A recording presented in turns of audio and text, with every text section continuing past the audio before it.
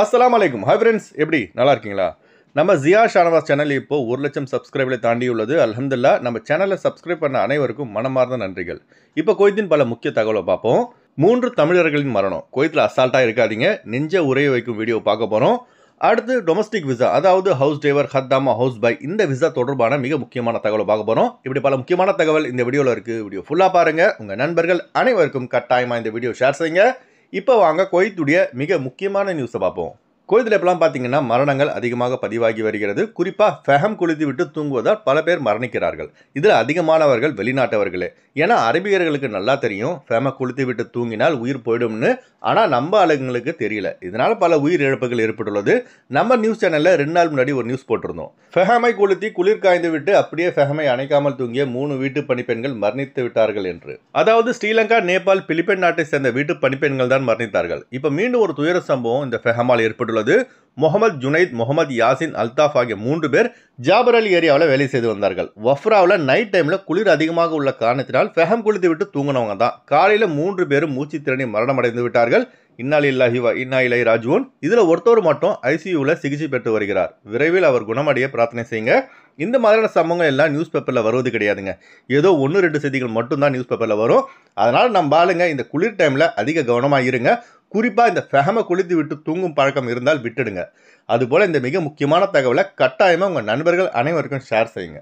அடுத்த தகவல், காதிம் விசா தொடர்பான மிக முக்கியமான தகவல் பார்ப்போம். காதிம் விசா, அதாவது வீட்டு தொழிலாளர்களான ஹவுஸ் டிரைவர், ஹத்தாமா, தப்பாக், ஹவுஸ் பாய், இப்படி வீட்டு விசாவில் குவைத்திலிருந்து சொந்த நாடுகளுக்கு, இந்தியா, இலங்கை போன்ற நாடுகளுக்கு சென்றவர்கள், அதாவது லீவுக்கு சென்றவர்கள் 120 நாளுக்கு மேல் லீவில் ஊரில் இருக்க முடியாது.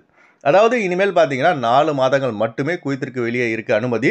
நம்ம சப்ஸ்கிரைபர் ஒருத்தர் பார்த்தீங்கன்னா 4 மாதம் 10 நாள் ஊரில் இருந்துட்டு குவைத்திற்கு வந்து இறங்கியிருக்காரு ஜெசிரா ஏர்லைன்ஸில். இந்த 4 மாதத்திற்கு பிறகு குவைத்திற்குள் என்ட்ரி ஆனதால் ரிட்டன் அவரை வந்து சென்னைக்கு அனுப்பிட்டாங்க. இதனால் மிகுந்த மன உளைச்சலுக்கு ஆளாகி இருக்காரு. அதனால் காதி விசாவில் ஊருக்கு போனவங்க 6 மாதம் நினச்சிட்டு ஊரில் இருக்காதீங்க. குவைத்துடைய ரூல்ஸ் பார்த்தீங்கன்னா டெய்லி மாறிக்கிட்டே இருக்கும். இன்றைக்கி இருக்கிற சட்டம் நாளைக்கு இருக்காது. புக்ரா மாஃபி.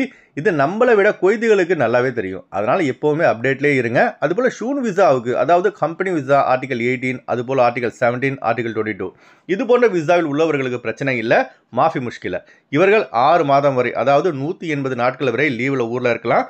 அதனால் இந்த மிக முக்கியமான தகவலை கட்டாயமாக உங்கள் நண்பர்கள் அனைவருக்கும் ஷேர் செய்யுங்க. அதுவும் எதுக்காக காதிம் விசாவுக்கு 4 மாதம் ஊரில் இருக்க முடியும்னு ரூல்ஸ் போட்டாங்கன்னா, நிறைய வீட்டு தொழிலாளர்கள் என்ன செய்கிறாங்கன்னா 2 மாதம் 3 மாதம் லீவுக்கு ஊருக்கு போயிட்டு 6 மாதம் வரைக்கும் குவைத்துக்கு வராமலே இருக்காங்க. இதனால் குவைத்திகள் பார்த்தீங்கன்னா வீட்டு டிரைவர்கள் ஹத்தாமா இல்லாமல் எல்லா வேலையும் அவங்களே செய்வதாக உள்ளது. இதையெல்லாம் சரி செய்யத்தான் காதிம் தொழிலாளர்கள் லீவில் வந்து கையை வச்சிருக்காங்க. அடுத்து வாங்க குவைத்துடைய தினார் ரேட் பார்ப்போம். ஒரு தினார் குவைத் இந்தியாவின் மதிப்பு 279 ரூபாய் 50 பைசாவாக உள்ளது. ஒரு தினார் குவைத் இலங்கையின் மதிப்பு $955 ரூபாயாக உள்ளது. இப்போ நான் சொன்னது வந்து குவைத்துடைய அல்முலா ரேட்டுங்க. அடுத்து குவைத்துடைய கோல்ட் ரேட் பார்ப்போம். 1 கிராம் 24 கேரட் தங்கத்தின் விலை 27 தினார் 102 பில்ஸாக உள்ளது.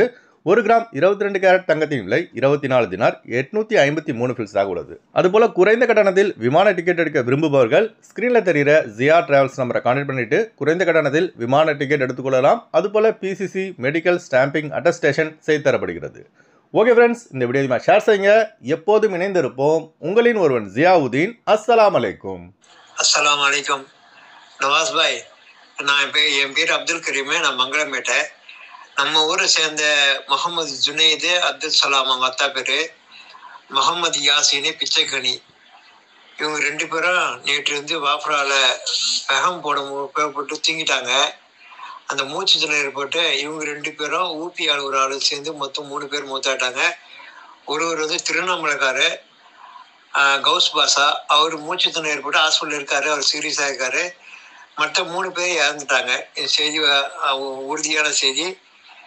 இறந்துட்டாப்புல ஜாபர் அலியில் வேலை செஞ்சாங்க. முபாரக் வீர் பக்கத்தில் ஜாபர் அலி இருக்குல்ல, அங்கே வேலை செஞ்சாங்க. இவங்க ஜுனைதுன்றவர் நம்ம ரிலேட்டிவ் தான். முகமது யாசின் நம்ம ரிலேட்டிவ் தான். கடலூர் மாவட்டம் மங்களம்பேட்டை. இவங்க மங்களம்பேட்டை சேர்ந்தவங்க. முகமது ஜுனைது அவங்க அத்தா பேர் வந்து அப்துல் சலாம். முகமது யாசின்னு அவங்க அத்தா பேர் வந்து பிச்சைக்கனி. இவங்க 2 பேரும் நம்ம மங்களம்பேட்டை சேர்ந்தவங்க மூத்தாயிட்டாங்க. ஒருத்தர் வந்து அல்தாப்ன்றவர் ஊபியை சேர்ந்தவர், அவர் இறந்துட்டாப்புல. அவரும் வந்துட்டாப்புல. அவருக்கான துவா செய்யுங்க. செய்தி நீங்கள் தெரியப்படுத்தலாம்.